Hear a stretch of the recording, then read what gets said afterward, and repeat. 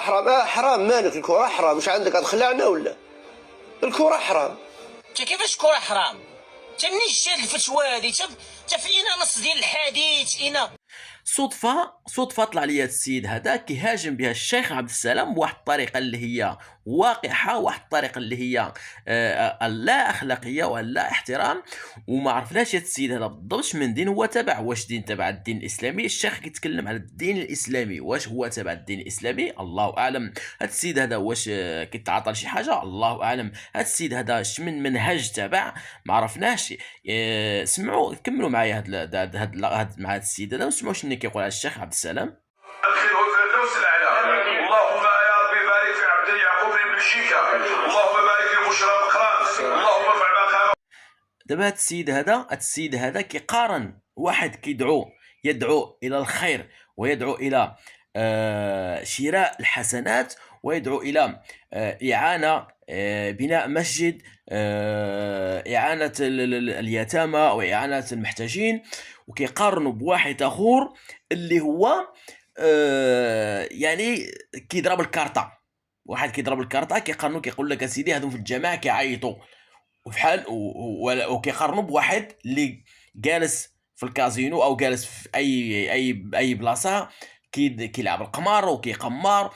يعني هاد السيد هذا كيقارن الناس اللي هما اتقياء والناس اللي هما شرفاء وحارسون على الدين وحارسون على الامه، كيقارن هاد الناس هادو بواحد اخر تابع غير الكول، تابع غير المخدرات وتابع الكارطه، ويقول لك سيدي هاد الناس هادو كيعيطوا في المسجد. نكملوا الحديث. اللهم ارفع ما كانوا بعيدا. اذا دابا رضوان الجامع حرام، الجامع نحرموه. ما في اخبارش راه باللي ولاو تيبيعوا المتروات في الجنه 200 اورو المترو. واش ما فراسكش كيبان الجنه كتشرى بالمترو؟ ما فراسكش ان الجنه كتشرى بالمال والاعمال؟ واش ما فراسكش؟ واش انت جاهل حتى لهاد الدرجه؟ واش انت ما فاهمش حتى لهاد الدرجه على ان الجنه والاخره تشرى في الدنيا؟ واش ما فراسكش انت هادي؟ واش ما فراسكش انك الا بغيتي تشري قصر في الجنه خاصك تكون عندك اعمال في الدنيا، ويكون عندك حسنات في الدنيا؟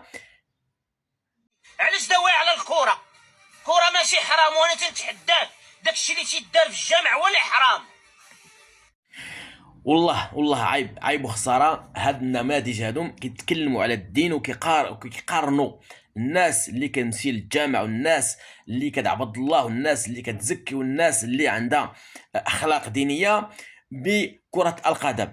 كرة القدم فما هو إلا لهو ولعب، فما هو إلا هذه هي اللعب هذه اسمها لعبة كرة القدم، ماشي ديانة وماشي عمل، هذه لعبة كرة القدم يعني. وهذه كرة القدم هذه هي أسباب كثيرة فيها الحرام، يعني يتاجر فيها القمر.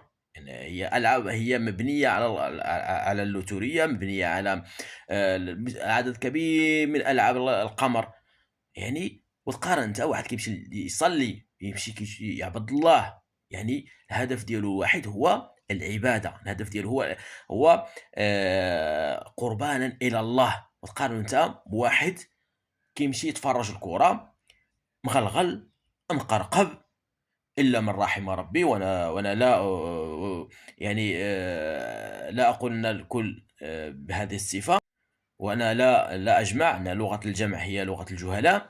كاين ناس كتمشي كتمتع مع راسها، ولكن اغلبيه حنا كنشوفوا الشغب، كنشوفوا واحد كيمشي مع الظهر والمباراه لعبه حتى 8 و 9 د الليل، هو لا صلاة لا عبادة، واقف في المدرجات ويعني والسب والكلام الفاحش والكلام. يعني تقارن انت واحد كيمشي قربانا الى الله، كاين مع الفجر قبل الفجر ويمشي قربانا الى الله.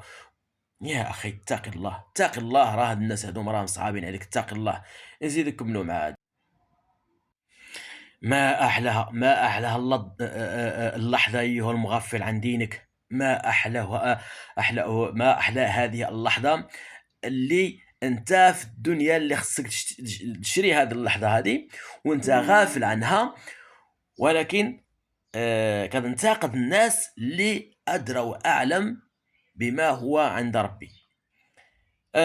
من هنا كنقول لك اتق الله، اتق الله وتكلم فيما يخص الموضوع ديالك انت، وخلي عليك الموضوع ديال الدين، لان الموضوع ديال الدين ما نعرف ليه لا انا لا انت.